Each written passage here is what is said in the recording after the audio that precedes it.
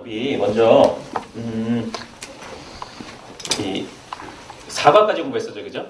네, 그래서 아마 여러분들 지난 과에서 이렇게 한 과가 좀 이렇게 적게 공부되어서 아마 복습을 했다든지 뭐 이렇게 지난 이렇게 달에 그렇게 진행한 것으로 알고 있습니다. 그래서 오늘은 우리 9과까지 우리 진행하도록 하겠습니다. 여러분 잠시 우리 지난번에 했던 것들을 잠시만 요약하자면 그렇습니다. 여러분 마가복음은 종의 복음이라고 했죠, 그죠? 그 이유는 왜 그렇습니까? 예수님을 종으로 표현했습니다, 성경에서. 그렇지만 여기서 끝났어요, 예수님께서. 어떻게 됐죠? 무슨 영광의 주, 그죠? 예수님께서 주가 되신다 이거죠. 그래서 마가복음은 결코 예수님께서 그냥 종으로 끝난 것이 아니고 승리하신다까지 이어지는 것입니다. 그래서 여러 가지 저자와 기록 연대 여러 가지를 살펴봤는데 여기서 계속해서 우리가 강조되고 잊지 말아야 되는 것은 예수님의 종되심과 예수님의 주되심입니다. 그래서 전반부와 후반부는 예수님의 사역과 예수님의 순환에 대해서 이렇게 각각 이야기한다고 했습니다.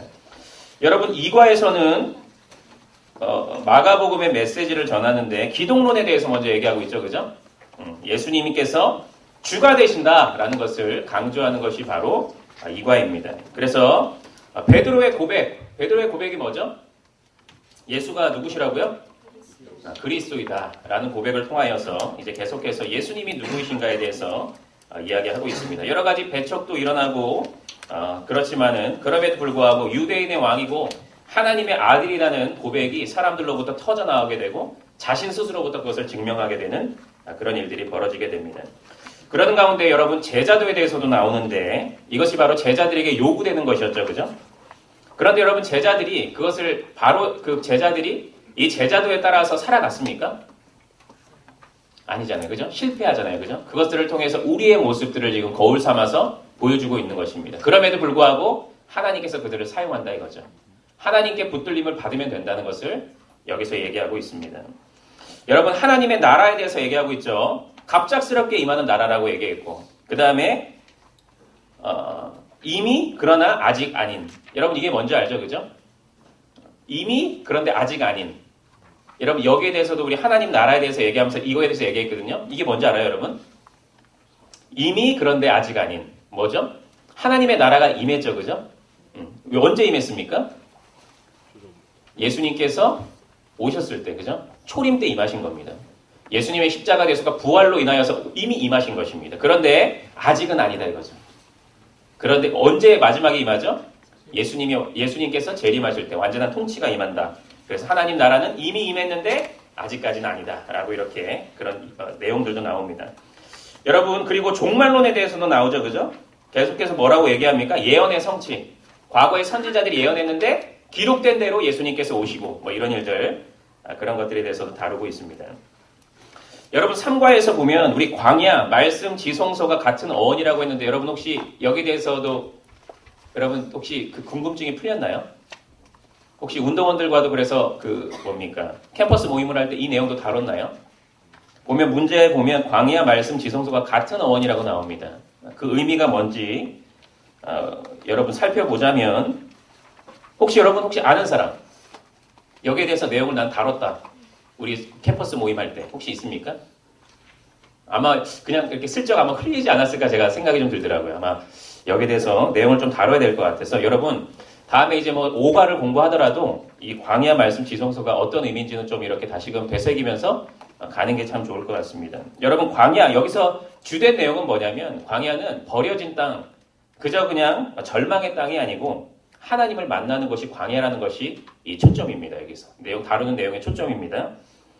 여러분 출애굽 당시에 출애굽 후에 이스라엘 백성들이 지나가는데 40년 동안 있던 곳이 어디죠? 광야잖아요.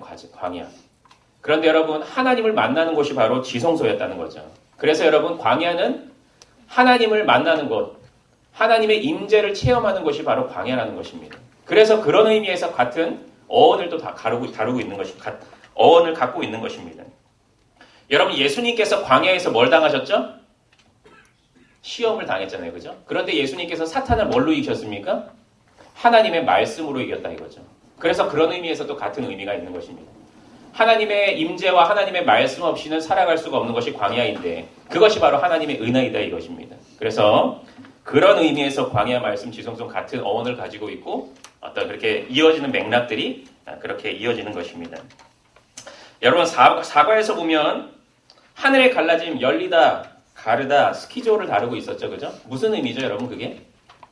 스키조에 대해서 여러분 어떻게 그 운동원들과 함께 얘기했었죠? 안 했어? 뭐 오테이브 웃기만 하고 뭐 어떻게 된 거야 지금 오테이브? 스키조가 뭐죠 여러분? 갈라지고 그쵸? 열리는 건데 하나님께서 친히 임재하고 간섭하고 은혜를 베푼다 이거죠. 하나님께서 신적인 사역이다 이거죠. 그죠? 그래 모든 그런 일들이 신적인 사역이었다는 것을 이야기하고 있는 것입니다.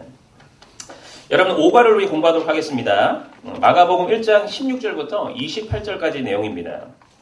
여러분 그런데 여기서 보면 앞선 유대에서의 사역을 생략하고 바로 갈릴리로 들어갑니다. 다른 공간복음은 이렇게 유대의 사역과 유대 사역을 먼저 시작한 이후에 그다음 갈릴리 사역으로 가거든요. 근데 여기서 갈릴리 사역으로 바로 들어갑니다. 왜 그러냐면 여기서 이제 병자 치유, 뭐 귀신 축출 이런 것들을 하는데 이런 것들이 종으로 오시는 예수님을 강조하기 때문입니다.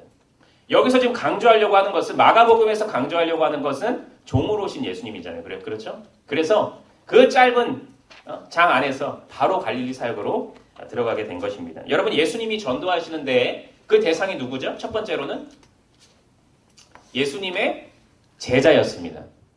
예수님께서 선교 사역을 하는데 바로 그냥 모든 사람들에게 한 거 아니고 제자들에게 먼저 선교의 대상은 제자들이었다는 것입니다. 여러분 그런데 그들은 연약했지만 하나님의 통치를 받게 되고 사용받게 됩니다. 여기서 제자들을 계속 얘기합니다. 예수님이 누구이신가에 대해서도 얘기하지만 마가복음은 제자도가 무엇이어야 되는가를 얘기하고 있다는 거죠. 그래서 그 대상은 먼저 제자이고요. 여러분 여기서 시몬과 안드레가 나오죠. 그죠? 시몬은 여러분 누굽니까? 베드로죠. 그죠? 성격이 급한 사람, 그런데 그럼에도 불구하고 반석이 된 사람, 그렇게 의미를 다루고 있고요. 안드레는 세례 요한의 제자였는데 세례 요한의 증언을 듣고 예수님의 제자가 된 사람이 바로 안드레입니다. 여러분 그런데 그들 보면은 17절에 보면 나를 따라오라 그랬습니다. 여러분 이것은 자신의 삶을 포기하고 예수 그리스도를 쫓으라는 하나님의 예수님의 명령입니다. 사람을 낚는 어부에 대해서 나오죠. 사람을 낚는 어부가 뭡니까 여러분? 복음의 증인이라는 거죠. 그죠?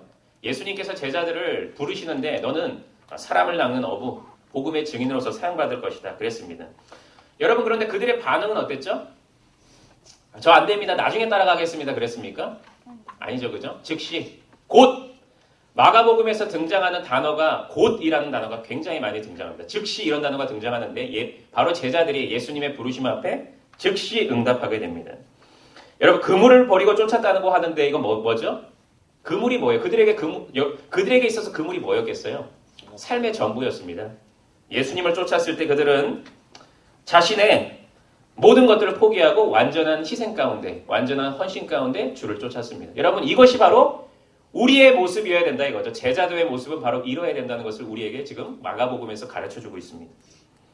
여러분 그런데 이들은 어떻게 예수님을 쫓아갈 수가 있었겠습니까? 그저 그냥 아무 의미 없이 아무 생각 없이 쫓아갔겠습니까? 아닙니다. 그들이 쫓아갈 수 있었던 이유는 주님이 메시아가 되신다는 것을 확신했기 때문입니다. 그리고 하나님 나라가 도래할 것을 임박했다는 것을 확신했기 때문입니다. 그리고 예수님을 따르겠다는 굳은 의지 때문에 그들은 이제 예수님을 모든 것들을 버려두고 즉시 쫓아가게 되는 것입니다. 여러분 그 다음에 야고보와 요한이 나오는데 이들은 시몬의 동업자입니다. 여러분 그러니까 베드로가 기적적으로 물고기를 많이 낚는 것을 지금 본 사람들입니다. 그래서 그 이후에 이들은 예수님을 쫓게 됩니다. 그런데 이들은 부유한 환경 가운데 있었던 사람입니다. 세베대 아들이라고 얘기했는데 세베대라고 하는 사람은 당시에 유력한 가문이었습니다. 그리고 삭군들을 버려두고 갔다 그랬습니다. 삭군들은 아무나 갖는 게 아니었습니다. 이들은 여러분 또 의미하는 게 뭐겠어요? 자신의 가진 것. 내가 부유한 사람이었음에도 불구하고 유력한 가문이었음에도 불구하고 예수님이 나를 불렀을 때는 쫓아갔다 이것입니다. 이것이 또 우리에게 얘기하고 있는 제자도의 모습이라는 것입니다. 우리들도 바로 그런 모습으로 예수님을 쫓아가야 된다고 얘기하고 있습니다. 여러분 두 번째로 예수님의 능력입니다. 선생이라고 얘기가 나오고 여러분 귀신은 축출하게 됩니다. 그런데 여러분 귀신이 이렇게 얘기합니다. 하나님의 거룩한 자라고 예수님을 지칭합니다. 여러분 이것을 봤을 때 사탄은 예수님을 알았어요? 몰랐어요? 알았습니다, 여러분. 여러분 그런데 여기서 우리가 배워야 되는 것은 무엇입니까? 신앙은 지식만이 아니라는 것입니다. 사탄도 예수님은 알았습니다. 그런데 하나님을 경외하지는 못했습니다. 그분을 쫓지는 못했습니다. 여러분 우리에게 뭘 얘기하는 거예요? 지식에서만 머무르면 안 된다는 것을 얘기합니다. 참 제자도는 예수님을 아는 거에서 끝나는 게 머무는 게 아니고 중요한 게 아니고 예수님을 경외하는 마음으로 중심을 가지고 쫓아가야 된다는 것을 지금 마가복음을 통하여서 예수님을 제자들을 부르는 그 과정들을 통하여서 이야기하고 있습니다. 여러분 그래서 여기서 보면 또 예수님께서 꾸짖었다 그랬습니다. 이것은 여러분 꾸짖었다는 표현이 여러 군데 나오거든요. 사탄에 대해서도 꾸짖는데 귀신에 대해서도 꾸짖고 바다에 대해서도 꾸짖잖아요. 그래서 잠잠하라고 꾸짖잖아요. 그죠? 그런데 또한 그대 제자들을 꾸짖습니다. 또한 이것은 뭘 얘기합니까? 우리들을 꾸짖고 있는 것입니다. 욕심과 욕망에 사로잡힌 자들을 향하여서 예수님께서는 늘 꾸짖고 계신다는 거죠. 여러분 결론적으로 보자면 예수님의 메시아적 승리를 얘기합니다. 귀신들을 추출하는 과정 가운데 이것은 아무나 하는 것이 아니다 이거죠. 바로 내가 메시아다라는 것을 가르치고 있는 것입니다. 아까 전에 제가 얘기했죠. 전반부에서는 예수님이 누구이신가에 대해서 가르친다 그랬잖아요. 그런데 거기에 대한 대답을 지금 계속해서 하면서 전개해 나가고 있는 것입니다. 귀신을 추출할 수 있는 분은 참 하나님밖에 없다. 그런데 내가 그의 메시아다라는 것을 증명하면서 지금 2과를 끝내고 있습니다. 5과를 끝낸 거고요. 6과는 여러분 치유 사건부터 시작됩니다. 베드로의 장모를 치유하고 있는데 아마 풍토병을 앓았던 것으로 추측이 됩니다. 오랫동안 was lying이라고 얘기합니다. 이것은 계속해서 아팠다는 것을 의미하는 건데 그럼에도 불구하고 예수님께서는 치료를 하셨을까요? 못 하셨을까요? 하셨죠. 그죠? 여러분 이것은 그런데 그들은 그 장모는 그 즉시 예수님을 쫓아갔다고 얘기합니다. 뭘 얘기하냐?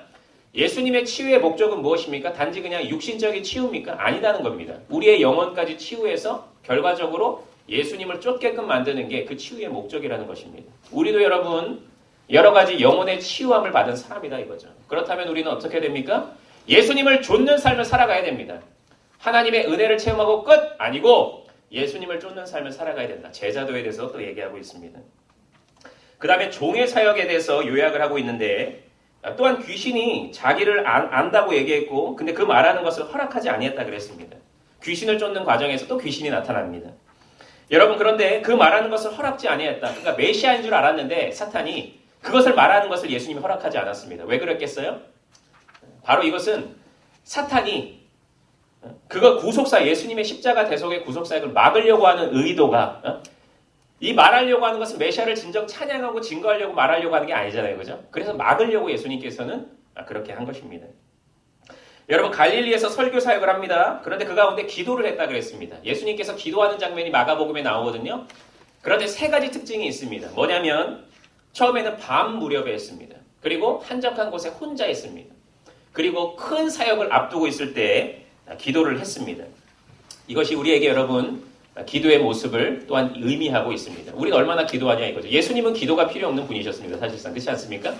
그럼에도 불구하고 우리에게 기도의 본을 보이고 계신다 이거죠. 우리도 어떻게 기도해야 되는지 제자도의 모습을 또 증명하고 있는 것입니다. 여러분 그런데 나중에 모두가 주를 찾게 됩니다. 예수님이 안 계시니까 주를 찾게 됩니다. 그런데 예수님께서는 그것에 관심을 두지 않습니다. 그리고 다른 지역으로 가서 복음을 전했다 얘기하고 있습니다. 여러분 예수님은 인기를 끌려고 온 거 아닙니다. 예수님의 제자들은 오해를 했어요. 여기 다 모든 사람들이 주를 찾고 있습니다라고 아주 신나서 얘기했습니다. 그런데 예수님은 전혀 관심 없이 다른 복음의 지역으로 갔다 이것입니다. 여러분 우리도 그냥 하나님이 베풀어준 능력 그런 거에만 관심을 가지면 안 된다 이거죠. 하나님의 복음이 전파되는 것에만 그것에 관심을 두고 우리도 살아가야 된다는 것을 의미합니다. 여러분 문둥병자를 치유하십니다. 예수님께 나온 문둥병자라고 했습니다. 그들은 여러분 문둥병자는 사람들을 접촉할 수 있었을까요? 못했을까요? 못했잖아요. 그죠? 그런데 그는 율법에 개의치 않고 믿음으로 나갔다 이거죠. 예수님께로만 가면 이 모든 질병부터 해결함을 받을 수 있다라는 믿음을 가지고 나갔습니다. 그러고 이렇게 얘기합니다. 원하시면 저를 깨끗게 하실 수가 있나이다 라는 고백을 합니다. 이게 무슨 의미예요? 예수님의 능력을 인정하지만 하나님의 뜻이 그것이라면 나를 치료해 주십시오라고 얘기하는 것입니다. 여러분 기도의 본질이 바로 이거라는 거죠. 기도는 내 뜻이 아닙니다. 내 뜻이 아니고 하나님의 뜻이다 이거죠. 예수님께서도 겟세마네에서 어떻게 기도하시죠? 내 뜻대로 아니고 당신의 뜻대로 해달라고 얘기하잖아요. 그죠? 기도의 본질을 얘기하고 있는 것입니다. 그래서 제자도는 또 어떠해야 하는지를 또 우리에게 설명하고 있는 것입니다. 여러분, 치료하기 위해서 예수님께서 문둥병자를 만졌습니다. 이것은 뭘 얘기해요? 만지면 돼요, 안 돼요? 율법에 따지면. 율법에서 문둥병자를 만지면 될까요, 안 될까요? 안 되잖아요. 그죠? 그런데 예수님께서 만졌다는 것입니다. 뭘 얘기하는 거예요? 율법 그 자체가 중요한 게 아니고 사랑의 정신이 훨씬 더 중요하다는 것을 예수님께서는 가르쳐주고 계시는 것입니다. 여러분, 율법이 중요한 거 아니죠? 그죠? 바리새인들과 서기관들, 이 사람들은 그 율법을 그 외식적인 거, 외적인 것만 관심을 가졌지만 예수님은 그 중심에 대해서 지금 얘기하고 있는 것입니다. 그렇지만 율법 조항을 무시하지는 않았습니다. 왜 그랬습니까? 어떻게 알고 있어요? 문둥병자가 치유받았을 때 제사장한테 가서 그 네 몸을 보이라 그랬습니다. 그것은 바로 이런 또 율법적인 조항들도 무시하진 않고 그 안에서 인정하면서 했다는 것입니다. 여러분, 여기서 이 문둥병자는 하나님만이 당시에도 문둥병 하면은 이거는 신만이 치료할 수 있는 질병이다라고 인식을 했거든요. 근데 예수님께서 이렇게 치유하신 것입니다. 이것은 예수님의 메시아적 승리를 다시금 고백하게 합니다. 예수님이 누구신가? 또 얘기하다 이거죠. 예수님은 하나님이다 이것입니다. 예수님은 메시아다라는 것을 다시금 증명하고 있는 것입니다. 여러분, 그 이후 우리가 여기서 알 수 있는 것은 무엇입니까? 정리하자면 우리도 베드로의 장모처럼 영혼의 문제가 해결된 자로서 그분을 쫓아가야 된다 이것입니다. 그냥 야 대단하네 끝난 거 아니고 주님을 쫓아가는 삶까지 연결이 돼야 된다. 그리고 여러분, 시와 때를 가리지 않는 예수님의 기도를 배워야 됩니다. 예수님도 피곤하셨습니다. 인간의 몸을 입고 이 땅에 오셨잖아요. 그죠? 여러분, 우리는 저와 여러분 얼마나 기도합니까? 피곤함에도 불구하고 예수님께서는 당신의 위대한 구속운동을 위해서 기도했다 이거죠. 여러분과 저는 얼마나 더 기도해야 되는 사람입니까? 기도의 모습을 우리에게 보여줍니다. 그리고 여기 문제를 보니까 율법의 자유함과 율법을 지킴의 상관관계에 대해서 논하라고 얘기하고 있거든요. 율법으로부터 자유한 거는 뭐겠어요? 무슨 의미겠어요? 율법으로 자유한다는 거. 여러분, 율법부터 우리가 자유해야 돼요? 안 자유하지 말아야 돼요? 해야 되죠? 해야 됩니까? 해야 되죠. 그죠? 율법부터 자유한다는 건 뭐냐면 규정 그 자체가 아니고 그 정신을 우리가 꼭 잊지 말아야 된다는 것이. 바리새인과 그 사람들은 율법 자체에만 관심을 가졌습니다. 그 무슨 의미인지, 하나님과의 관계 안에서 그게 무슨 의미인지는 전혀 관심이 없었습니다. 율법에서 자유한다는 것은 그 정신에 대해서 우리가 계속 관심을 갖고 그렇기 때문에 율법을 행해야 된다는 것입니다. 그 정신 안에서. 그럼에도 불구하고 율법을 지켜야 됩니까? 안 지켜야 됩니까? 율법에 자유한 건 맞는데 그럼 율법 지켜야 돼요? 안 지켜야 돼요? 여러분, 율법 지켜야 돼요? 안 지켜야 돼요? 지킬 필요 없습니까? 뭐야, 대답도 어떻게 되는 거야 지금? 지켜야 되잖아요. 그죠? 자유해지만 지켜야 되는 것입니다. 왜 그렇습니까? 하나님께서 온전한 그리스도인으로서 살아갈 수 있는 내용들을 우리에게 주신 것입니다. 이것을 살아갈 때 우리가 하나님을 더 잘 알아갈 수가 있고 하나님과의 올바른 관계를 맺어갈 수 있고 하나님을 온전히 예배할 수 있고 따라갈 수 있기 때문에 하나님의 그런 항목을 우리에게 주신 거 아니겠습니까? 그러니까 그 가운데는 여러분 긴장감이 있습니다. 팽팽한 긴장감. 자유함과 지킴. 그럼에도 불구하고 두 가지는 우리가 공존해서 생각하면서 지켜야 된다는 것이죠. 그래서 6가는 그런 내용이고 우리 7가로 넘어가겠습니다. 여러분, 갈등이 생겨나게 됩니다. 뭐냐면 종교 지도자들이 갈등이 생겨나게 됩니다. 예수님께서 이런 행동들을 보고 마음이 못마땅했습니다. 그래서 인자의 사제 권세 첫 번째 내용이고요. 첫 번째, 예수님께서 말씀을 선포하십니다. 아마 회개하라 천국이 가까웠다라고 말씀하신 것 같습니다. 그런데 이때 황당한 사건이 벌어집니다. 뭡니까? 중풍병자가 예수님께서 말씀하신 그 공간에 지붕을 뚫고 네 사람이 그 사람을 지금 어깨에 짊어지고 그 지붕을 뚫고 내려낸 것입니다. 여러분, 그런데 예수님께서 뭐라고 얘기했을까요? 여러분, 이게 무례한 행동이에요? 무례하지 않은 행동이에요? 생각해 보십시오. 제가 예를 한번 들어보겠습니다. 이거는 뭐 아주 직접적인 예는 아니지만 담임 목사님이 신방을 갔어. 그런데 갑자기 네 사람이 우당탕탕 소리가 나. 지붕을 뚫고 있어. 그러면서 환자를 내려놨어. 여러분, 그냥 한번 상식적으로 생각해 봤을 때 이게 무례한 행동입니까? 아니면 즐거운 행동입니까? 무례한 행동이죠. 당시엔 예수님이 권위 있는 분이셨습니다. 그런데 지붕을 뚫고 우당탕탕 하면서 지금 사람을 밑으로 내린 것입니다. 그런데 예수님께서는 그들을 꾸짖었을까요? 꾸짖지 않았을까요?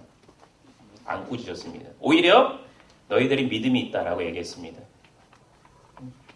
여러분 이것은 이웃을 왜 그랬습니까? 왜 그렇겠어요? 왜 믿음이 있다고 얘기했겠어요? 그 네 사람 가운데 사랑이 있었기 때문입니다. 예수님께로만 가면 치료한다. 이 믿음이 있었고, 우리가 그저 그냥 우리 사랑하는 이 친구가 정말 여기에서 나음을 좀 받았으면 좋겠다. 그 사랑의 마음 가운데 있기 때문에 예수님께서는 그걸 꾸짖지 않고 그들에게 그것을 믿음의 행동으로 여기셨다는 것입니다. 여러분 그런데 예수님께서는 그 믿음을 보시고 그 중풍병자에게 이렇게 얘기합니다. 소자야, 내 죄사함을 받았다 그랬습니다. 이상한 말이 아닙니까? 야, 너 중풍병에서 나음을 얻어서 이렇게 얘기하지 않고 너 죄사함 받았어 라고 얘기했다는 것입니다. 여러분, 그래서 사람들이 이렇게 웅성웅성 되니까 이렇게 얘기합니다.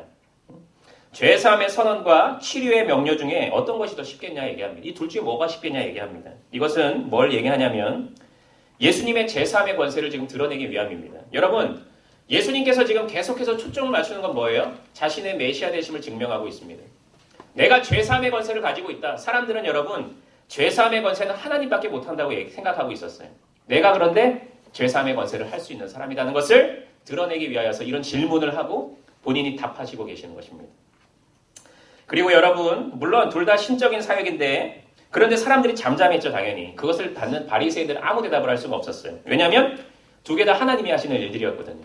그러다 보니까 딜레마에 빠지게 되는 것입니다. 어떤 대답을 하더라도. 그래서 여러분, 그런데 치유의 명령이 더 어렵다고 얘기하는데 왜 그러냐면 외적 검증이 불가능하기 때문입니다. 그렇지 않습니까? 죄사함은 외적으로 증명할 수가 있습니까? 그러니까 말 자체로 보자면 외적으로 그렇게 해야 되는 치유의 명령이 더 어렵다고 얘기하신 것입니다. 그래서 그런 의미고요. 여러분 여기서부터 인자를 사용합니다. 예수님께서 인자라는 단어를 사용하십니다. 인자가 죄를 사하는 권세가 있는 줄을 너희가 알게 하노라 라고 얘기합니다. 여러분 여기서부터 인자를 사용하는데 이것은 하나님이며 메시아임을 증명하기 위함입니다. 여기서 계속 초점 맞추는 건 뭐냐면 내가 메시아이다. 종으로 오신 분 맞지만 내가 하나님이고 하나님의 아들이고 메시아다 라는 것을 증명하고 있는 것. 죄사함은 내가 한다 라는 것을 증명하고 있는 것입니다. 그래서 여러분 모든 병 고치는 이적은 자신이 메시아이심을 드러내기 위한 과정이고 또 결국 하나님께 영광이 되기 위한. 사람들이 그랬습니다. 저희가 다 놀라서 영광을 하나님께 돌렸다 그랬습니다. 하나님의 영광을 드러내기 위함입니다. 자, 죄인을 부르러 오신 의사 메시아입니다. 레위를 불렀습니다. 나를 따르라 그랬습니다. 여러분 레위가 뭐 하는 사람이었어요, 여기서? 세리면 여러분 당시 시대적인 배경하에서 어떤 사람이에요? 칭찬받고 존경받는 사람입니까? 아닙니다. 이 사람들은 매국노. 돈 뜯어가지고 분봉왕한테 바치는 매국노야. 사람들한테 세리하면 최악이에요. 너 세리 같은 놈 하면은 싸대기 때리니까 막 싸대기 때리려고 준비하는 정도로 아주 나쁜 사람들이죠. 그죠? 그런데 예수님께서 레위를 부르셨다. 나를 따르라. 바리새인들은 이해할 수가 없었어요. 지금 의인인 나를 불러야 바리새인한테 나를 따르라 그래야 되는데 내가 의인이니까 나를 따르라 그래야 되는데 그 사람한테 그렇지 않고 그들한테 레위를 향하여서 나를 따르라라고 얘기했다는 것입니다. 그러면서 예수님께서 이렇게 얘기합니다. 건강한 자에게는 의원이 있을 데 없고 병든 자에게라야 쓸데 있느니라. 내가 의인을 부르러 온 것이 아니고 죄인을 부르러 왔다라고 말씀하십니다. 여러분 하나님의 나라의 본질은 하나님께서 의인도 부르시는 거 맞지만 의인은 여기서 바리새인을 지칭하죠. 예수님께서는 온 백성의 회복에 관심이 있으신 분이십니다. 그것이 바로 예수님께서 오신 이유입니다. 그래서 여러분 그런 의미에서 예수님께서는 이런 말씀을 하고 있습니다. 그런데 여러분 바로 우리 교회 공동체가 바로 그런 공간이 되어야 된다. 그런 장소가 되어야 된다는 것이죠. 여러분 여기는 의인만 오는 곳이 아니죠. 그죠? 죄인들이 오는 곳 아니겠습니까? 여러분들도 다 그런 사람들이잖아요. 그럼에도 불구하고 부름을 받은 사람 아닙니까? 우리도 여러분 이 교회가 어떤 공간인지 알고 여러분보다 좀 부족한 사람들도 와야 되는 공간이 바로 이 교회에서 저런 사람이 오고 여러분 이런 시각을 갖고 있는 거는 오늘 마가복음을 잘못 이해하고 있는 사람입니다. 저 사람이 막 문신하고 와서 그럼 여러분 어떻게 하겠어요? 막 껄렁껄렁 막 담배 냄새도 좀 나고 여러분 어떻게 해야 되겠습니까? 쟤 뭐야? 이래겠습니까? 아닙니다. 여러분. 그런 사람들이 오는 공동체입니다. 조금 부족한 사람, 육신적으로 정신적으로 부족한 사람이 와야 되는 곳이 바로 예수님은 그것 때문에 온 분이십니다. 그래서 여러분 캠퍼스에서든지 교회 생활을 할 때든지 여러분 예수님께서는 어떤 마음을 갖고 당신의 사역을 감당하셨는지를 늘 생각하면서 우리도 그런 마음을 갖고 신앙생활을 해나가야 된다는 것입니다. 8과 금식과 안식일에 대해서 여러분 얘기하고 있습니다. 여러분 금식에 대해서 사람들이 이렇게 얘기합니다. 바리새인들이 요한의 제자들은 금식하는데 당신 제자들은 왜 금식 안 합니까? 라고 불만을 쏟아냅니다. 여러분 그런데 성경에 보면 예수님은 금식의 삶을 살아갔다고 얘기한 것이 이렇게 특별히 없습니다. 혼인잔치 신랑으로서 잔치를 즐기는 분으로 묘사되고 있습니다.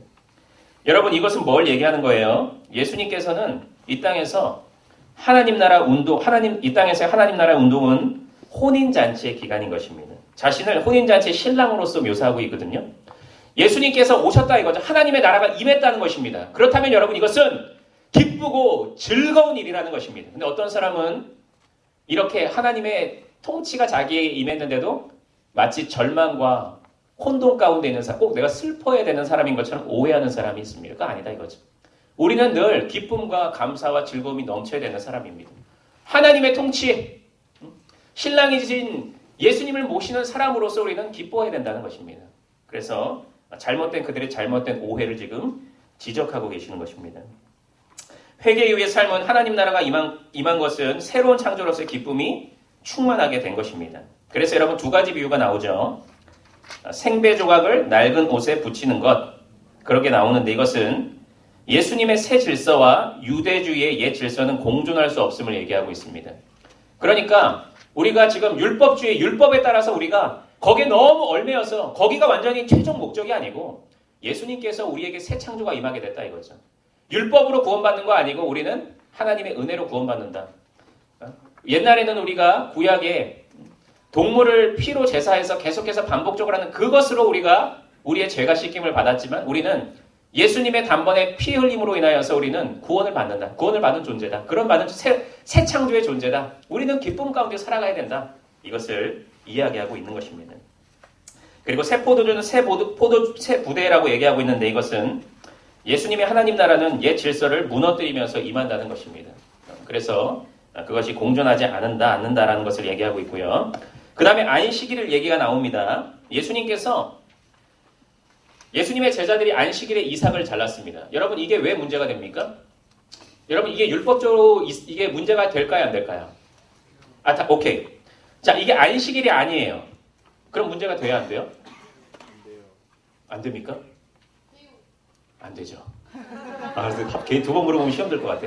안 됩니다 여러분. 그런데 왜냐하면 낫을 대지 않는 건 괜찮아요. 손으로 비비거나 이렇게 하는 거는 율법에 접촉되는 게 없어서. 그런데 안식일에 했다는 게 지금 중요한 것입니다. 안식일에 했다 이것입니다. 그래서 문제를 삼은 건데 이것은 왜 그러냐면 율법과 장로들의 유전을 종합한 미시나라고 하는 게 있거든요. 이것은 여러 가지 항목을 좀 정해놓는 거예요. 그런데 그 가운데 안식일에 이거 하는 것은 죄다라고 지금 명시가 돼 있었던 것입니다. 그러니까 당연히 죄라 이렇게 얘기한 거죠. 그러면서 예수님께서는 다른 이야기하지 않고 다윗의 이야기를 듭니다. 다윗의 이야기가 뭐예요? 제사장만 여러분 진설병은 제사장만 먹을 수 있었거든요. 근데 그가 배고팠습니다. 그들의 부하도 배가 고팠습니다. 그래서 그 진설병을 지금 나눠줬습니다. 자신도 먹고 다른 사람들에게도 줬습니다. 여러분 그런데 이것을 얘기한 목적은 뭐냐면 율법 자체에 있는 것이 아니고 절박한 상황 가운데 이것이 자신의 부하들을 또 살리기 위한 그들의 배를 채워주기 위한 사랑 가운데 행했다 이거죠. 그래서 사랑의 정신에 대해서 지금 또 강조하고 있는 것입니다. 율법 자체를 무시하는 것은 아니지만 사랑의 그것으로 하는 것은 율법에서 자유해야 된다. 그 안에서는 자유할 수 있다라는 것을 이야기하고 있는 것입니다. 그리고 다윗은 그의 명성으로 인해서 여러분 당시 다윗까지 이거 행동 가지고 다윗을 비난하는 사람은 없었습니다. 왜냐하면 다윗이 너무 위대했던 사람이었기 때문에. 그런데 내가 누구냐 이거죠. 나는 예수님이다. 다윗도 그런 행동으로 비난받지 않는데 나는 메시아다. 나는 하나님이다. 라는 것으로 답변을 하게 되었습니다. 여러분 그러면서 안식일은 사람을 위해서 있는 것이 아니고 인자는 안식일의 주인이다 라고 얘기했습니다. 안식일은 여러분 사람을 위해서 존재하는 것입니다. 사람을 얽매이게 하는 것이 아니고 우리를 위해서 존재하는 것입니다. 여러분 그리고 인자는 안식일의 주인이다라는 게 무슨 의미예요? 여러분 이게 무슨 의미입니까? 인자는 안식일에도 주인이다. 여러분 안식일의 목적은 쉼입니다. 쉼. 그 안에서 쉼을 누리는 것입니다. 그런데 여러분, 정말 여러분 당시에 안식일이 사람한테 쉼을 줬습니까? 못 주잖아요. 왜 그랬어요? 여러분, 안식일이라고 하지만 우리를 육체적인 고통, 죄의 고통, 정신적인 고통에서 완전히 해방시켜 줄 수 있습니까? 못 주잖아요. 그런데 나는 최종적인 안식이다. 나로 인하여서 너는 죄에서 해방을 받는다. 육신의 고통 가운데서도 나로 인해서는 희망을 받을 수 있다. 자신이 지금 누구이신지를 증명하고 있는 것입니다. 내가 안식일이다. 안식일의 주인은 나다. 라고 지금 말씀하고 계시는 것입니다. 여러분, 그 이후에 안식일에 병자를 치유하거든요. 손 마른 사람을 치유하는데 그때 또 문제가 됩니다. 이게 안식일이었기 때문에 또 문제가 됩니다. 사람들이 뭐라고 했어요? 안 했어요? 엄청 뭐라고 합니다. 또. 그러니까 예수님께서 안식일에 선을 행하는 것과 악을 행하는 것 어느 것이 옳으냐라고 얘기하면서 그들의 입을 막아버립니다. 여러분, 생명 중시와 안식일의 준수가 모두 중요했기 때문에 그들에게 그것은 입을 막을 수밖에 없는 일이 되었던 것입니다. 여러분, 율법 준수도 중요하지만 우리는 새 창조에 동참하게 된 자로서 거기서 완전히 얽매여서는 안 됩니다. 그래서 사랑을 실천하는 일들을 아예 그냥 무시해버리는 그런 일들은 되면 안 됩니다. 그래서 이것은 예수님께서 계속 율법에 대해서도 이야기하시지만 그럼에도 불구하고 우리는 그 안에서 자유함을 또 누려야 된다는 것을 이야기하고 있습니다. 마지막 우리 국악하고 마치도록 하겠습니다. 여러분, 큰 무리가 그를 쫓았는데 분명한 인식은 없었습니다. 그냥 쫓습니다. 위대하니까 막 능력을 행하니까 사람들이 쫓아갔습니다. 그런데 그런 사람들 그런 가운데 쫓아갔지만 또 사탄이 나옵니다. 사탄은 그를 잘 인식했다고 본문에서 증거하고 있습니다. 뭘 또 얘기해요? 여러분, 아는 게 중요한 게 아니고 거기서 끝나는 게 중요한 게 아니고 어떻게 아는 게 중요한 거고 또 그래서 거기에 따른 어떻게 그를 쫓는 게 중요하다 이거죠. 진정한 제자들에 대해서 마가복음은 증명하고 있습니다. 그리고 사도와 제자에 대해서도 이렇게 언급을 하고 있는데 여러분, 이 시대에 사도가 있어요, 없어요? 나는 사도다. 손 들어보세요. 손 드는 움찔움찔하는 사람 안 돼. 그런 건 안 됩니다, 여러분. 사도는 특수한 사명이었어요, 당시. 그래서 그들은 선포하고 치유하고 사단을 추방하는 그 예수님의 사역에 동참하는 자들이 바로 이 자들이었습니다. 그런데 지금은 우리는 제자죠, 제자. 그렇죠? 그분의 여러 가지 은혜 안에서 우리가 비춤을 받아서 우리는 그분을 쫓아가는 제자입니다. 여기서 우리가 할 수 있는 것은 선포입니다, 선포. 그럼에도 불구하고 여러분, 선포를 통해서 우리는 사탄을 물리칠 수 있습니다. 선포를 통해서 복음을 증거하는 것을 통하여서 우리도 예수님의 사역에 동참하고 있는 것입니다. 우리는 제자로서의 삶을 지금 살아가고 있습니다. 여러분, 사도와 제자는 그런데 공통적인 특징은 하나님 나라를 확장하기 위해서 부름을 받았다는 것입니다. 여러분과 저는 그렇습니다. 그런데 여러분, 하나님의 나라가 확장된다는 게 뭐예요? 하나님 나라가 우리 맨날 기도할 때 하나님 나라가 확장되도록 이 헌금이 쓰일 수 있도록 도와주세요. 나를 통해서 하나님 나라가 확장될 수 있도록 도와주세요. 무슨 의미로 여러분 하나님 나라를 그렇게 말씀하고 있습니까? 뭐겠어요? 하나님의 통치가 임하는 것입니다. 여러분, 하나님의 나라가 임한 사람이에요? 안 임한 사람이에요? 임한 사람이잖아요. 하나님의 나라가 확장, 그거 뭐예요? 나도 하나님의 나라가 통치를 임하고 있는데 나의 복음 전파의 사역을 통하여서 그들도 하나님의 통치가 임할 수 있도록 그럼 하나님 나라가 확장되는 거 아니겠어요? 그죠? 그래서 그것을 위하여서 우리는 부름을 받은 것입니다. 여러분, 그 다음에 12제자가 나오는데 이것은 여러분이 각자 한번 읽어보세요. 쭉 많이 나오더라고요. 여러분, 그런데 여기서 중요한 건 뭐냐면 여러분, 제자들이 완벽했어요? 완벽하지 않았다는 것은 그게 우리에게 은혜입니다. 여러분, 그거 보세요. 좀 은혜 좀 받으세요. 제자가 완벽했으면 여러분 다 우리 절망이야. 그렇지 않겠어요? 난 제자처럼 못하는데. 그런데 여기서 우리는 제자의 연약한 모습들을 발견하게 됩니다. 뭐 얘기하는 거예요? 우리의 모습이 중요한 게 아니고 우리를 붙들고 있는 게 누구냐, 우리의 주인 되시는 분이 누구냐, 우리의 통치자가 누구냐가 중요하다는 것입니다. 여러분, 낙심하지 마십시오. 여러분의 연약으로 인해서 낙심하지 마십시오. 여러분의 상황으로 인해서 절망하지 마십시오. 하나님께서 여러분을 붙잡고 있지 않습니까? 캠퍼스의 복음화, 캠퍼스에서 여러 가지 사명들, 여러분이 앞으로 가야 되는 미래를 여러분이 감당해야 될 사명들 다 하나님의 손에 있습니다. 여기를 의지하면서 나아가는 것입니다. 제자도 여기서 마가복음에서 우리에게 얘기하고 있는 거죠. 제자도는 너가 아니다. 너가 하나님께 붙들린 그 모습이다. 라는 것을 이야기하면서 우리에게 지금 소망과 희망과 앞으로 나아가야 되는 그런 밝은 미래를 우리에게 제시하고 있는 것입니다. 그 이후에 저가 바알세불을 지폈다라고 얘기하고 있는데 이것은 질문 자체는 뭐냐면 서기관들이 지금 예수님이 귀신을 쫓아낼 수 있는 것은 그가 귀신의 왕인 바알세불의 힘을 얻어서 도움을 얻어서 그렇게 하고 있는 거 아니냐라고 지금 질문하고 있는 것입니다. 그런데 예수님께서는 그게 아니고 내가 사단을 결박하는 자가 되기 때문에 그들이 결박당하고 있는 것이다 라고 이야기하면서 다시금 그의 메시아 되심을 다시 얘기하고 있습니다. 여러분, 사단을 결박하는 것의 절정은 뭡니까? 어디서 일어났죠? 옆집에서 일어났습니까? 십자가에서 일어났죠. 십자가에서 여러분 창세기 3장 15절 원복음 그렇죠? 뭡니까? 사단의 머리를 밟아버리는 거잖아요. 그렇죠? 지디겨버리는 거잖아요. 그것의 여러분 모습이 바로 절정은 바로 사탄의 결박이. 그런데 최종 사탄의 이 멸망은 예수님의 재림 때 이루어질 것입니다. Already but not yet. 이미 그런데 아직은 아니다. 라는 것이 이 마가복음에서 계속해서 이야기되고 있습니다. 그래서 여기서는 계속해서 예수님의 메시아적 승리, 예수님이 누구신가? 사탄을 결박하고 치유의 능력을 행하시고 죄를 사하는 권세, 이 모든 것들은 예수님이 누구신가? 바로 메시아이다. 하나님의 아들이다. 라는 것을 증명하고 있는 것입니다. 예수님께서 마지막으로 성령을 회방하는 자는 영원히 사함을 받지 못한다 그랬습니다. 여러분 무슨 의미예요? 우리 맨날 성령을 회방하는 이거에 대해서 얘기하고 있잖아요. 뭐냐면 무슨 의미냐면 예수님께서 성령의 능력으로 구원의 사역을 수행하고 있는 거잖아요. 그죠? 그런데 그것을 비난하고 그것을 거부하는 것입니다. 그 구속 사역을 성령의 능력이거든요, 사실은. 그럼에도 불구하고 성령의 역사로 여러분도 예수님 믿는 거 아니에요. 그런데 그것을 믿죠. 성령을 회방한다는 것은 그 예수님의 구속 사역, 성령을 통한 그 구속 사역을 거부하고 그것을 비난하고 그러니까 당연히 용서받지 못하는 자가 되는 것입니다. 마지막으로 예수님의 세 가족이 형성된다 그랬습니다. 하나님을 아버지로 하는 새로운 형제자매 공동체입니다. 여러분, 저는 여러분들이 이런 인식을 늘 가졌으면 좋겠습니다. 우리는 가족입니다, 가족. 제가 사랑을 얘기하잖아요, 그죠? 그 얘기하는 의미는 다 이겁니다, 여러분. 우리가 한 가족이라는 것입니다, 가족. 그래서 여기서도 얘기하고 있고요.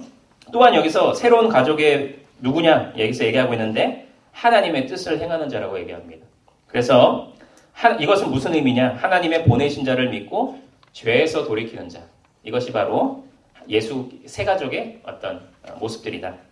그리고 마지막으로 마음과 목숨과 뜻을 다하여 하나님을 섬기고 이웃을 내 몸과 같이 사랑하는 자가 바로 예수님의 세 가족이다라고 얘기하고 있습니다. 그래서 여러분 이번 또 이렇게 한 달 동안에 우리 캠퍼스 모임을 진행할 때에 예수님이 누구이신가? 종으로 오신 분 맞는데 그분이 그저 그냥 종으로 오신 무기력한 존재가 아니고 그분은 승리의 하나님, 승리하는 메시아, 하나님의 아들. 그리고 우리는 누구인가? 우리는 제자도를 걸어가야 되는 사람인데 계속해서 여기서 제자도가 어떤 모습이어야 되는지를 증명하고 있다는, 우리도 그런 모습 가운데 살아가야 된다는 것을 잘 또 이렇게 가르쳐 주시면 되겠습니다. 우리 기도회 진행하도록 하겠습니다.